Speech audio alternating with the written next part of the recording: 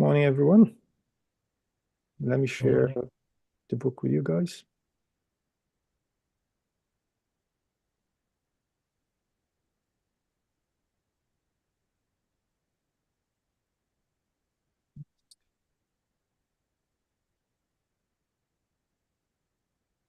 It is our time, so let's start with a quick prayer. Father Almighty,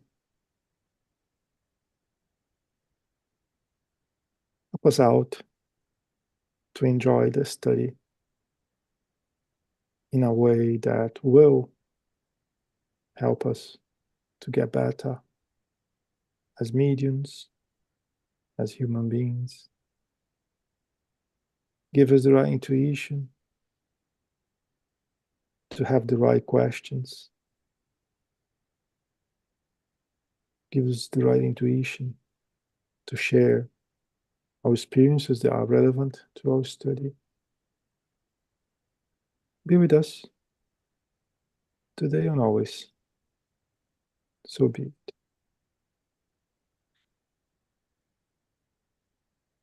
So let me that here.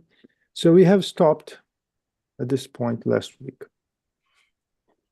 Starting from where we stopped, we may affirm as a general rule that similar spirits attract each other, and that groups of highly evolved spirits rarely communicate through bad conductors when they have good mediumistic apparatuses at their disposal. In other words, good mediums. I don't remember if I mentioned here last week, to be honest, but to become a good medium is a bit of hard work. We need to embrace our constant improvement as human beings. We have to abdicate from things that most of the time are not good for our health. Alcohol, cigars, things like that, drugs. We have to abdicate some habits that we have, like speak about other people, for example, gossip, just an example. We have to become available. What I mean with available, I mean that we need to decide if you want to be a medium 1 hour per month, or if you want to be a medium 24/7. Not saying that you need to be doing mediumistic things 24/7, but I mean that we will be available in case someone is in need, and could be someone from the both sides of the life. And when we become better mediums, then we have a better chance to have good spirits around us, good spirits wanting to work with us. If we are not, it's an option, but we should not expect to get something that we are not prepared for. Likewise, using that sentence we just read, equals attract equals. Not only about mediumship, but about everything. In the human physics, the opposite are attracted one by another. But in the spiritual physics, the opposite goes apart and the equals attract one another. We should not forget that, because our actions, our choices define at the present and will define at the future our spiritual environment. And we see very often people, please pray to me. Please help me out. And the person himself or herself does not do anything to improve this environment. Is expecting someone to do something for her or him. So going back to the test, as a general rule, good spirits or highly evolved spirits, as they mention here, rarely communicate through bad conductors, through bad mediums. Sometimes they do, but it's not the rule. Sometimes we have examples where mediums are not that moral elevated, and good spirits did good things through him or through her. But this is not the average case. This is rare. Okay? Frivolous, little serious mediums, therefore, summon the spirits of the same nature. And that is why the communications are characterized by banality, frivolousness, truncated ideas, and are nearly always very heterodoxal, spiritually speaking.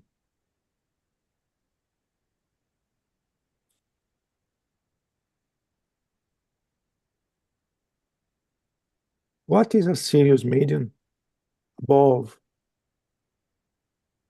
all we have mentioned in the first sentence? Let's assume that we all became the owner, a CEO or director of a company. Each one of us here, we are now the boss. And we have 10 employees. 5 of them are always there, sharp on time, do not miss the job, are proactive, working as a team, helping others, always moving forward. And we have 5 employees. They are always late, and they are very good to find excuses when they are late, by the way. 5 employees that quite often they come with a medical certificate saying they are sick, and quite often telling someone from the family has passed away. And sometimes they even forget that person passed away 2 months ago, and they said that person passed away again. When I mean people sick, I mean serious diseases. I'm not mean that I does not mean that someone cannot be sick. I mean someone that using a disease as an excuse to justify the absence. Those 5 employees do not miss an opportunity to miss the job. Could be for any reason, but they do not miss an opportunity. The job is just a consequence in their life. It's not a priority. Now I come back to you all, because you are the CEO of the company. I'm just painted. With which employees you would like to work at most? Which one will receive the priority to get better jobs? Can you tell me? Oh, no one wants to tell me anything today. That's very good. But I'll tell you, they will want to work with the latter exposure I did, with the ones that are always there, the ones that are always available, the ones that are proactive. Why do you think the spiritual world would do any different? Does it make sense if the spiritual world would do any different? No. So if you are here, you're expecting to become a medium, a serious medium, you know what to do. Of course, they can and sometimes do say good things, but it is precisely in such a cases that one must submit them to a severe and scrupulous examination, because in the midst of good things, certain hypocritical spirits skillfully and calculatedly insinuate imagined facts and lying assertion for the purpose of deceiving good faith listeners. Good faith listeners. We spoke a bit about that last week, and any message that we read through, especially through internet nowadays, or by email, anything we receive, we have to analyze. Beautiful message. They are making people afraid. They are making people concerned. Be aware. Maybe something wrong there. Every equivocal word and sentence must then be eliminated without mercy, retaining only what logic approves or what the doctrine has already taught.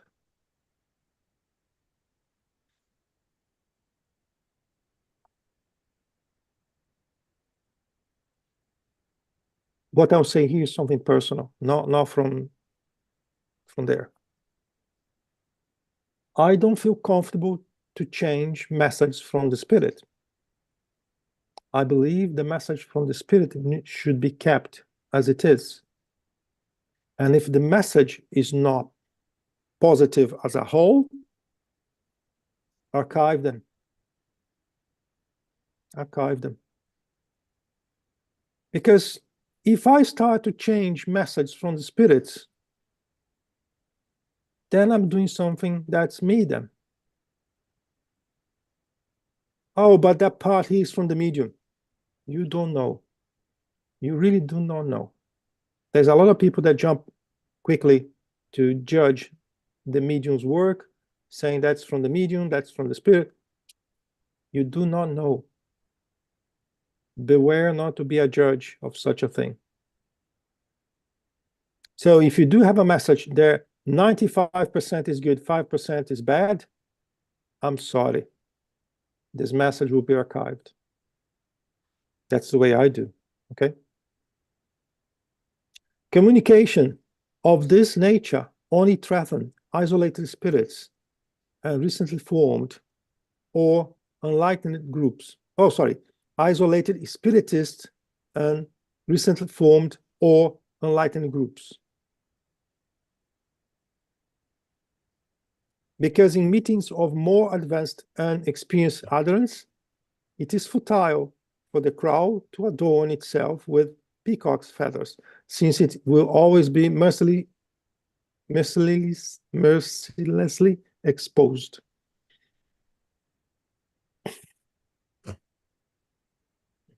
Be careful as well, because when we believe we acquire some experience, we acquire some degree of experience and exposure to the doctrine, sometimes we become so proud of ourselves. Sometimes we become so sure that I'm perfect, like.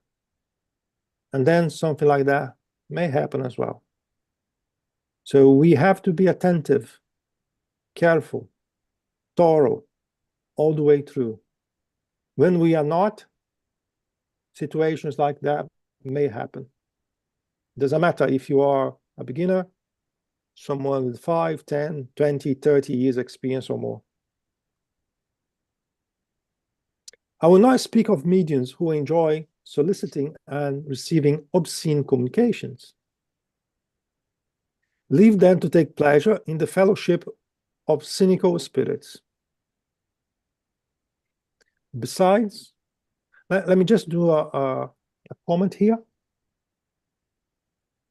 In the recent past, we could see Spiritist books, at least, that what they are pretending to be, speaking about sex, penetration, and things like that in a spiritual book, Spiritist book.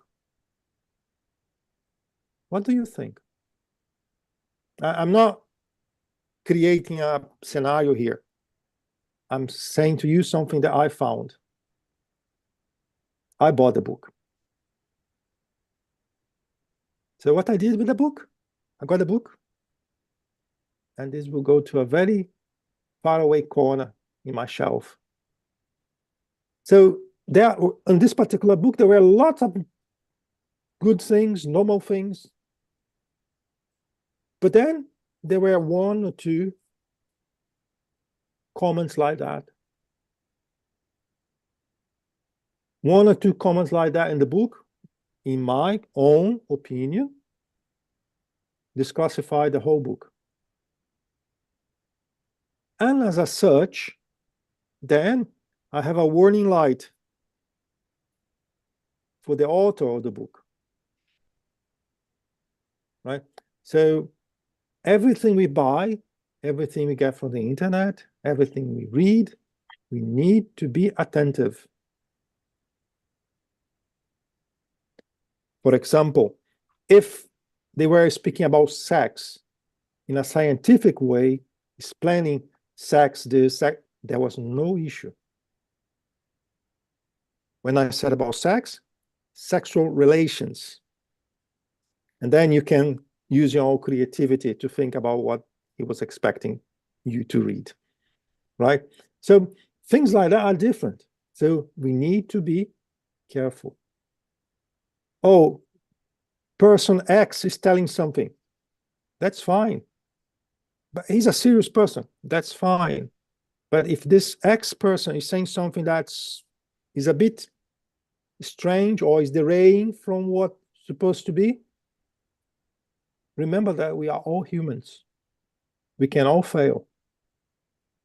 But if we are used to analyze everything that comes in our way, we have a better chance not to be tricked, at least.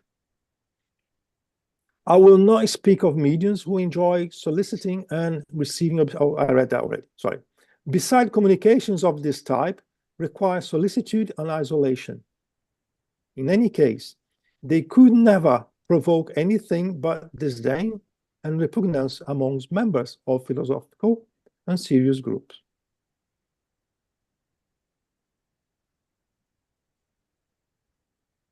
Why I highlight serious groups? That's what we should all try to find, a serious group, so then we can participate on the studies, on the activities, a serious group. We all know what a serious group is. There are groups that are serious, and there are groups that are not so serious. So I would recommend everyone to try to find a serious group. A serious group will always have a methodical study, because a serious group need to study. And it's not just something this particular year. No, it's something that will happen always. This is one of the meters for a serious group. A serious group, you have to be able to evaluate the work they are doing, the outcome of what they are doing, the people that are working in the group, what the people is propelling in the nature, what they are advocating. So there are many serious groups. It's just a matter of, if you don't find one that's that serious, try to find one. However, where medium's moral influence truly masks itself is when they substitute their own personal ideas for those that spirits attempt to suggest through them. And it is felt even more when they draw delusional theories from their own imagination, which they naively deem to have resulted from an intuitive communication. To a certain extent, we all can fall onto this here, right? We all. Because we want to be on the spotlight. That's a human nature thing. You want to be on the spotlight. So then we become proud. We become eager to be on the spotlight. And then sometimes that's what they need to make us think some subjects that are not really serious, okay? What I would say in that situation is, if someone with a bit more experience than you, or with the same experience as you, come to you and say, hey, don't you think there's something weird over here? Don't you think there's something we should study a bit more to be sure that we're not falling into tails here? Don't feel that the person is trying to do anything bad to you. Possibly it's exactly the opposite. If someone comes to you with those questions, try to investigate yourself or in your group. There isn't anything happening, okay? In this case, there are 1,000 chances to 1 that it represents nothing more than a reflection of their own personal spirit. Well, how could I know if something's from my spirit or not from my spirit? It's not easy.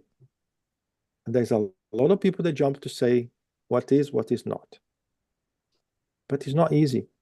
It needs time. It needs analysis.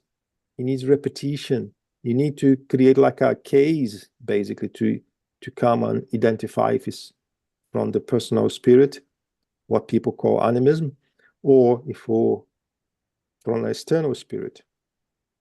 Nevertheless, if it is an animism or a bad intuition from a bad spirit, both need to be treated exactly the same way, with caution, with study, right? Nothing we should be, wow, that person is having a lot of animism. The Spiritism, mainly in Brazil, they create like a mantra about animism. And people don't even understand what animism is. So animism is not bad. Animism is something from your soul, from your own spirit. Can be treated. We can work with that, and we can help people with that. But that word creates a panic on the spiritist centers. Shouldn't be like that. Should be evaluated and treated as a characteristic of the soul. That's what I would like to say to everyone. Animism needs to be treated as a characteristic of the soul that we all have, right? So before you point fingers to one medium saying that, oh, too much animism, remember that you have as well. And you would not like to have fingers pointed to you. So if you do see something that we believe is animism, what I would recommend to everyone, go and study the subject seriously. Because 80% of people that speaks about animism never bother to study the phenomena, okay? A curious occurrence is when the medium's hand sometimes move mechanically under the impulsion of a secondary or mocking spirit. Could be. The phenomena is the same. The mediumistic phenomena is exactly the same. Your hand can be manipulated by a good spirit or a not so good spirit. This is the touchstone against which ardent imaginations fall, because led by the ardor of their own ideas and by the artifice of their literary knowledge. These mediums despise the modest dictation of a wise spirit, and forsaking the prey to hunt the shadow, they replace it with puffed up paraphrase. Basically, they will use any kind of word, anything that will please who wants to receive the message, because that's what they want to do.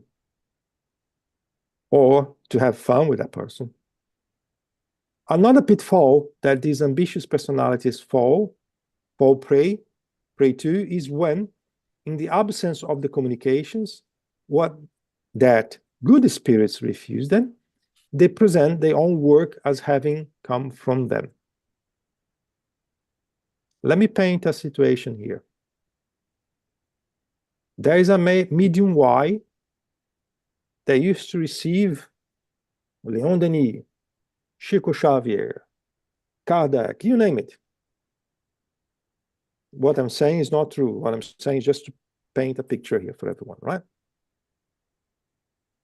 And this medium used to be a good medium. Through the years, he started to make bad choices, and he became morally unviable to continue working with those spirits. So I don't remember the names. I gave Kardec, I gave another name here. I don't know. Let's say Kardec and his team decide to move away from this medium. But as he was too well known by the Spiritist movement, he felt compelled to continue providing this kind of message, providing this kind of information. And then he had no other choice than to do himself, because he was so happy, so into being on the spotlight, that there was something that he decided to do. So it does happen, right? And it can happen to anyone. So that's why we have to do a constant work on ourselves through our existence when we are mediums. Thus, it is necessary that the leaders of groups be gifted with refined tact and rare sagacity in order to discern authentic communications from those which are not, and at the same time not harm those mediums who have allowed themselves to be deluded.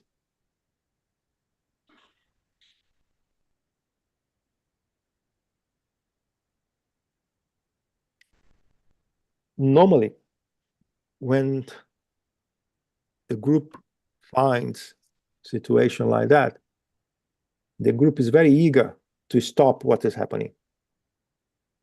You're having animism. You become the black sheep of the group, and they are very strong in words. They are really trying to stop something dramatically. And they ignore that behind that, we have one friend, one colleague, one person that sometimes truly believe that what's happening is correct.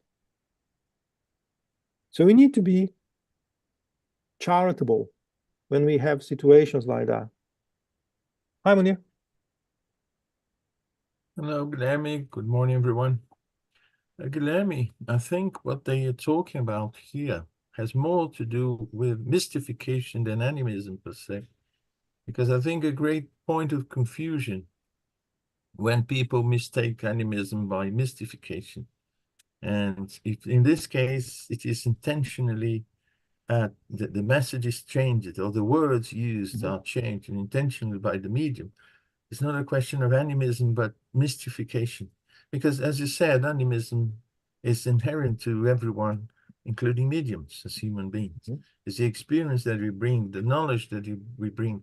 But our intention, because this chapter is about the moral condition of the medium, our intentions will somehow, help us with animism, which is spontaneous. But when it is a case of mystification, then it is with, ill intention.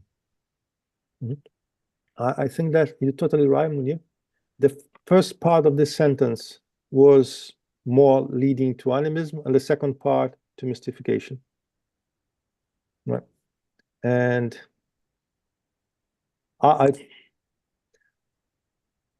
what I would say, to jump from animism to mystification could be the next step. Right.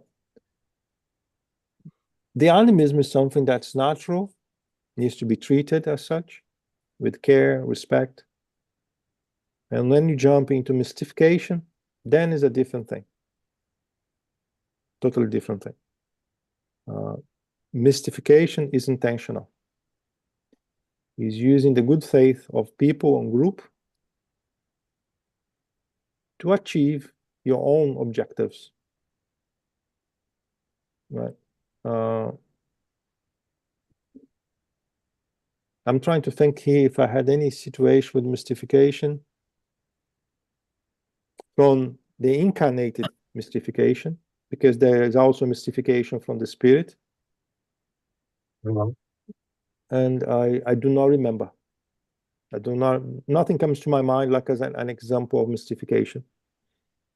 I don't remember seeing one case of mystification. Means the incarnated person pretending to be something. I never saw that. I saw, on the other hand, mystification from the spirit. And that happened a few times. But you're totally right, yes. I believe the first part is animism, the second part is mystification.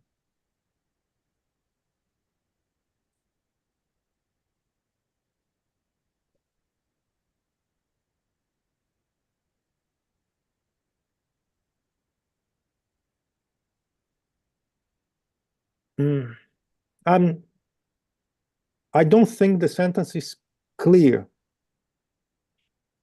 100% clear, but I think you understand is correct. Right. Where we stopped?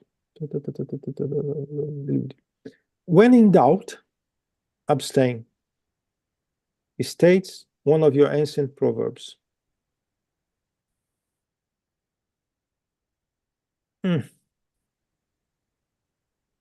I respect what is said here, in doubt, abstain, but I prefer in doubt, evaluate, study, create a process to verify if it is or not.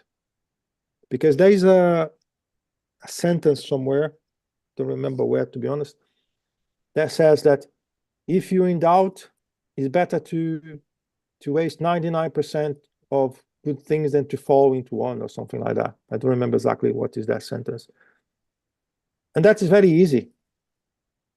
Because if I have any doubt, throw that on the bin. And then you may be throwing something that's very important in the bin, but because you do not perceive as such, you throw that on the bin. So, but this is medium. Thus, accept only what is backed by indisputable evidence.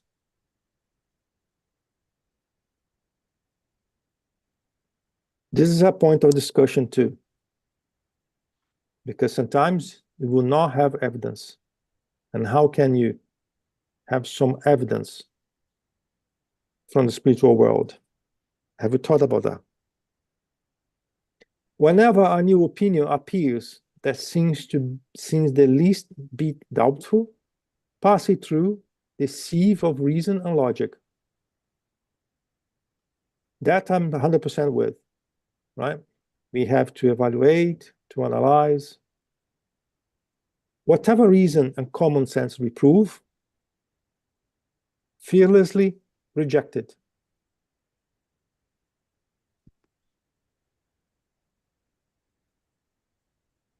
I don't like to reject things. I am speaking about myself.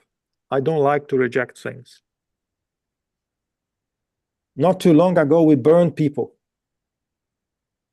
Not too long ago, we killed people because they said the earth was round, because they said the earth was turning around the sun, not the other way around. So be careful with your judgment. Study, evaluate, give time. Myself, I had situations where I was very uncomfortable with some information, and I kept on my shelf, and it was in my shelf for a couple of years until I was able to come back and better understand what was there, and the information was right. So let's be careful. Hi, Osoli.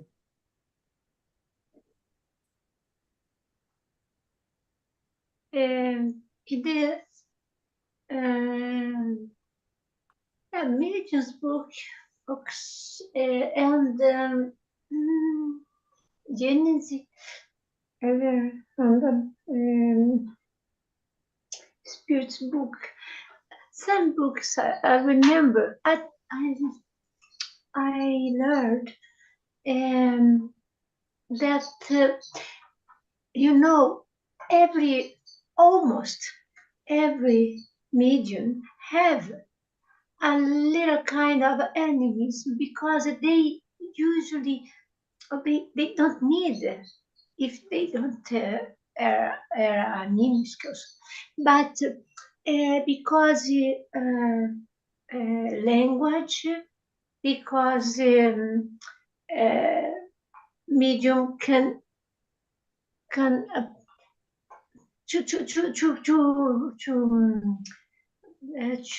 to make maybe understand than a spirit that something then can happen a little kind of animism, and in the text it was not all of them, the majority of images they have a little kind of enemies.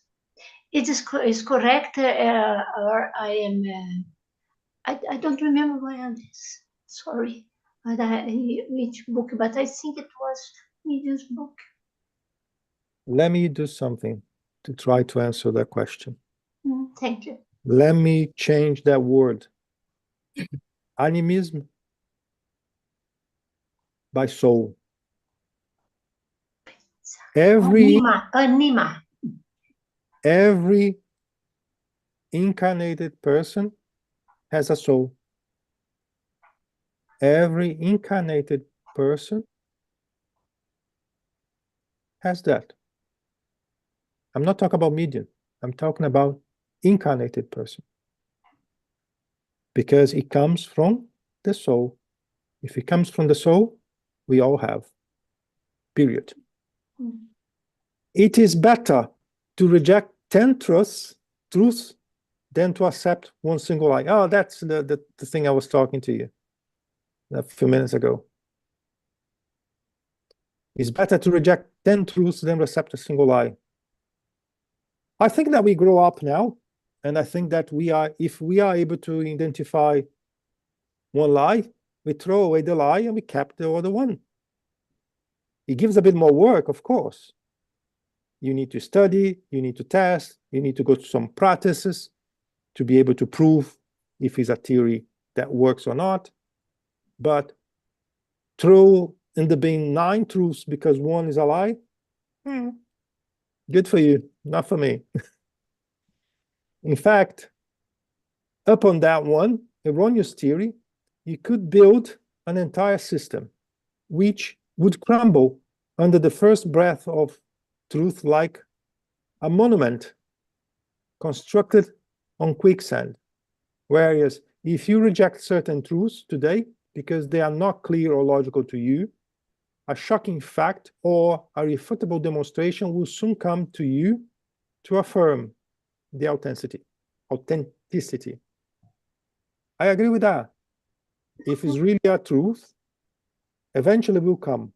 But when will come back is another question. So you may be wasting 10, 20 years because you decide not to be more thorough on the beginning. Nonetheless, Spiritists, remember that nothing is impossible for God and for good spirits. Nothing is impossible for God and good spirits, except injustice and inequality. Spiritism has already spread extensively among humankind and has already sufficiently moralized moralize the sincere followers of its doctrine, so that the spirits no longer feel obligated to utilize bad instruments or imperfect mediums. Important, this one here. At Kardec's time, he was already like that, right? Now, if mediums, whoever they may be, become the object of suspicion due to their conduct, their habits, their pride, and their lack of love and charity, reject their communications. There is a serpent hiding in the grass. Thus is my conclusion concerning the moral influence of the mediums. So look at what Erastus is saying. Independently of whom is the medium we are getting a message, if their conduct, their personal conduct become suspicious, if he become too pride, giving it lots of examples that he does not put love in what he does and does not do charity, we reject his communication. But why is he saying that? Hi, Ursuli. When I asked that question before, it was because I don't think it to a good spirit. Oh, what I would like, but I don't take it about them. Of course, medium don't try to change theirs. Oh, never. I think about the spirits. They suffer. They are sufferers, suffering spirits, and sometimes I can see. I don't know. I can't explain. I can see inside them, and they have difficulty to say this. I mean, not change what they say. No, only help with language too, or meaning. So to help, if common is not correct. Do maybe you do something not correct sometimes. Okay, very good. I must say is because I think the good spirits take care then the meeting.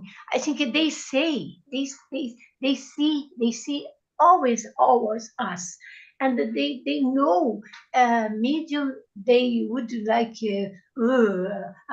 big ego would like it to. So I think they know that. I think so. I'm not sure, but I think they know. They scan us, I think.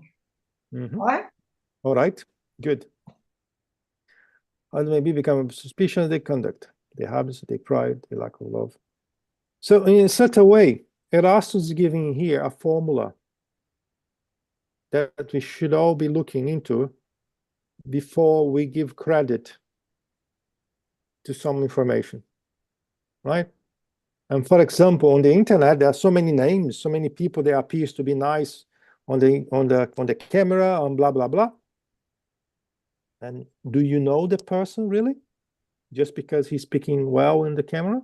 Do you know the person just because he seems to be a good person? I don't. So here's the formula.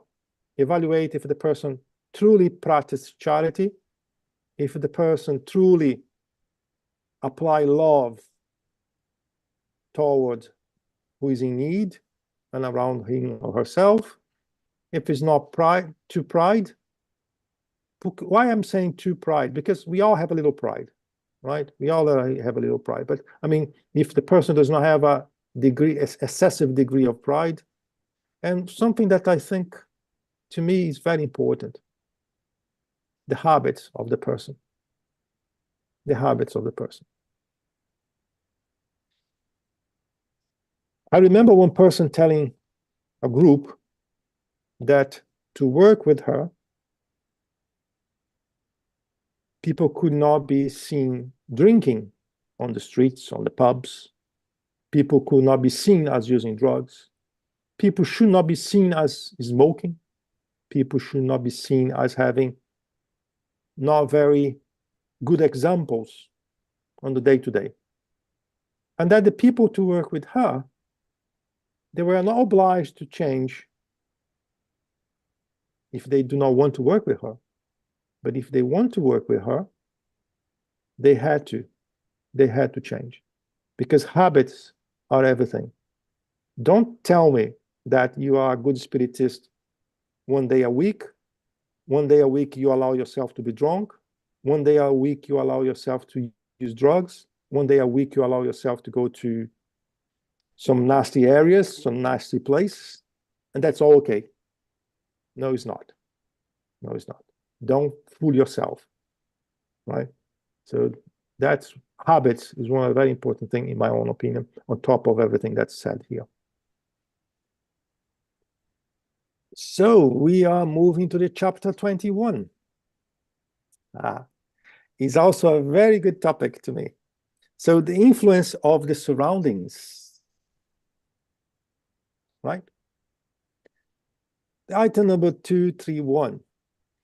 Do the surroundings in which the mediums work exert any influence on the manifestations?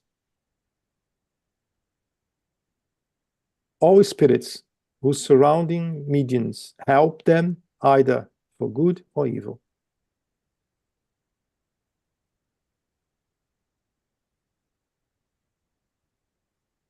And this is a constant battle, because humans like to go where they like.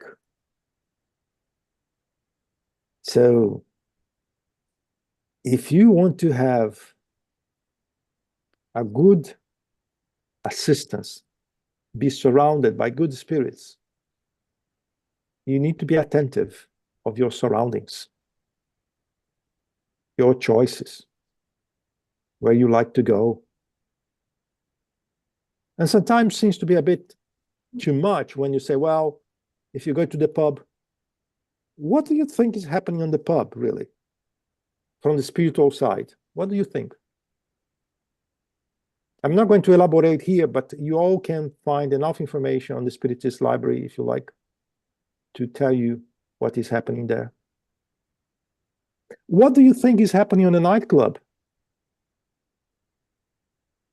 Once again, you can find information on the Spiritist Library to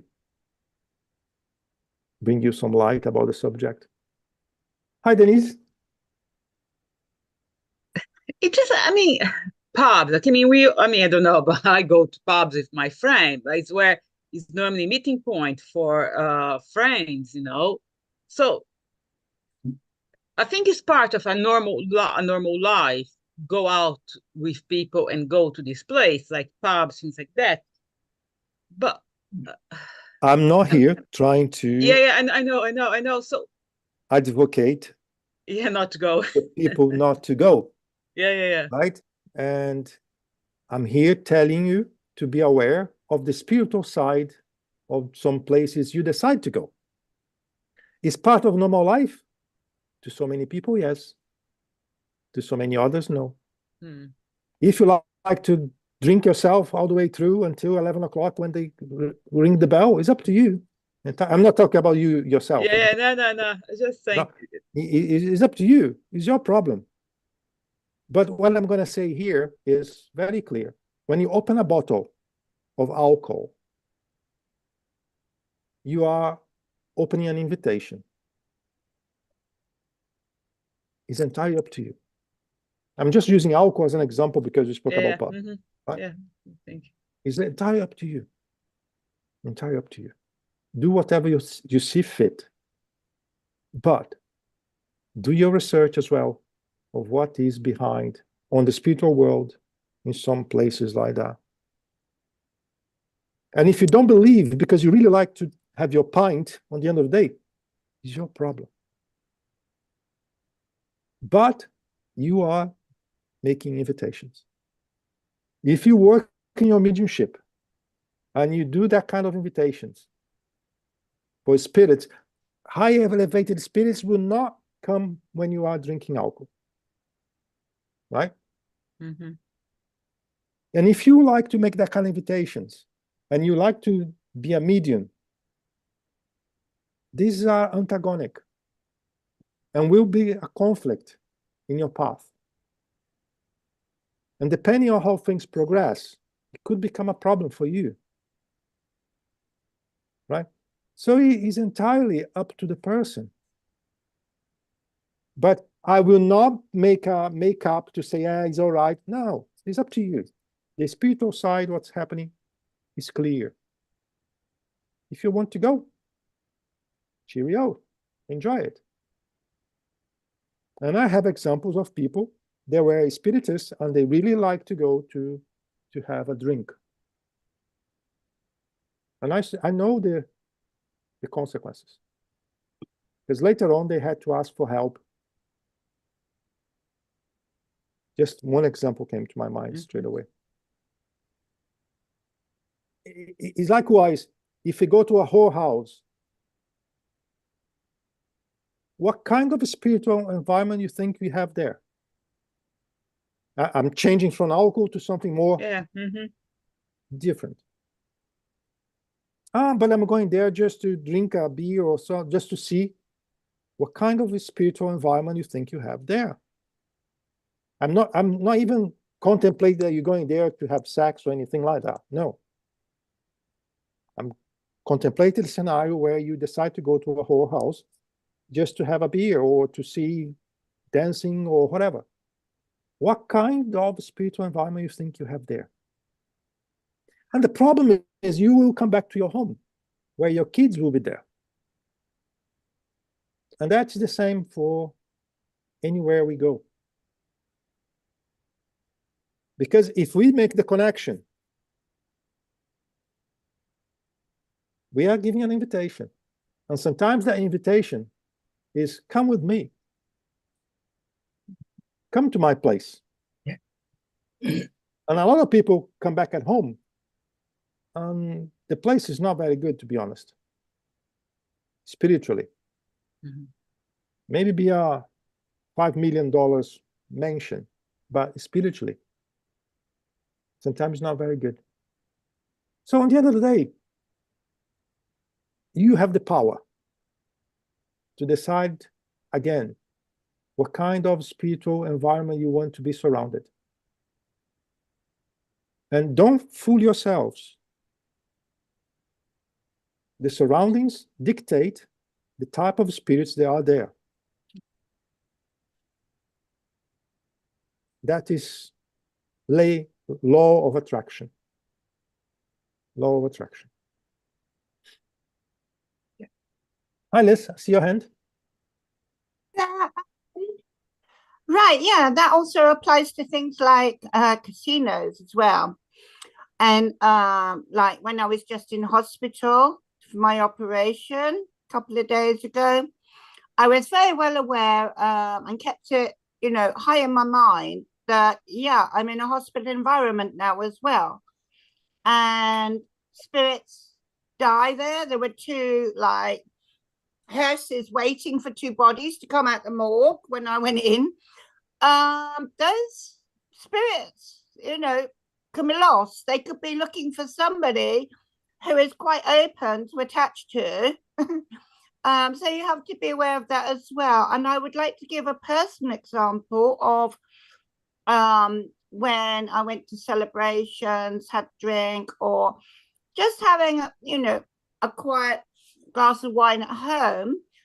The thing is, if you go online and you send an email or you write on a forum or you write something, you are influenced how you write that message, and you don't realize the consequences of what you're writing because you haven't got all your faculties about you. You haven't got all your functions, and you are more liberal and less careful. You're not writing with discernment when you've had a drink. Same with drinking and driving, I think you are totally right. And I just want to make an observation in regards to a hospital environment, right? And we also have information that's a lot of good spirits working Oh, an absolutely, hospital. especially with the surgeons. Yeah. Yeah, so that the equilibrium, the balance on a hospital most probably are positive, and regardless that we have discarnations or people that, but in general, the environment of a hospital is kind of well protected, right? And every time we speak about this topic, people feel very uncomfortable, right? And today we spoke about alcohol, right? But tomorrow I could speak about gossips, because it's something that we do almost every day too, and we feel like normal, right? And for example, using Liz suggestion, I'm going online, Liz, I'll make a little gossip, a positive one in my eyes. Perhaps the person that will receive that message through on one of those social media will not feel like that, will feel bad, will feel compelled to do some changes in her life or his life, or, you know, it is very complicated. When we used to say that everything we do, we are responsible for, we cannot ignore it, right? We cannot ignore it. And for many years, I was told not to speak about certain things because it would make people uncomfortable. Until one day I decided to, no, if I'm not saying something that is happening, perhaps I'm also part of it. So that's why I said today here, I'm not telling anyone to do or not to do. I'm just highlighting what happens on the other side, the consequences of the choices. And then everyone have their own free will, their own free will. Munir, help me out. Okay, right. I saw Lisa's hand raised.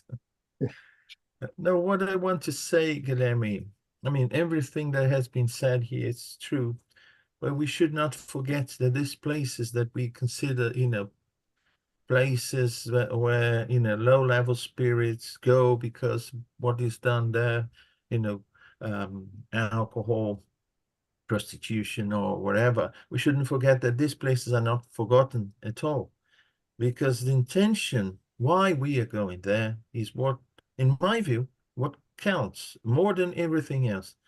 Otherwise, these people would be abandoned. The spirits there would be abandoned by, to their own devices, and God would have actually forsaken them.